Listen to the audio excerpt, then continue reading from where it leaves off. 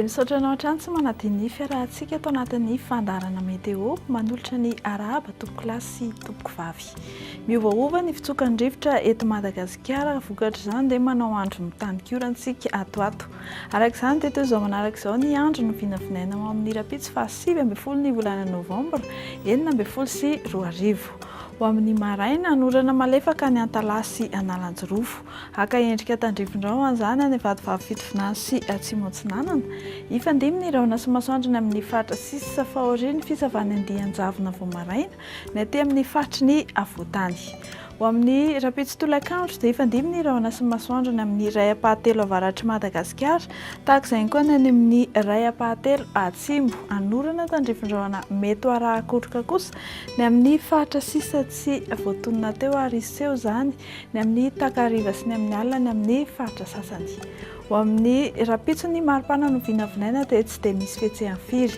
Ho amin'ny maraina izao 10 na 17 degré ny aty amin'ny faritry ny Avoatany, ny morontsiraka Atsinanana 12 degré, ny morontsiraka Andrefana kosa 4 na 5 degré Celsius.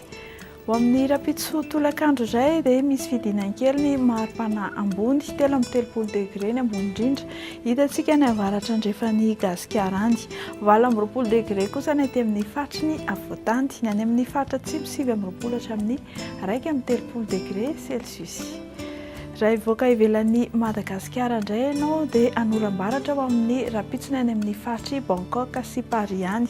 Anorana tandrivindraona kosa ny Nairobi, holalovandraona ny faritry Johannesburg ary isy ny andian-javona vao maraina ny Milan any.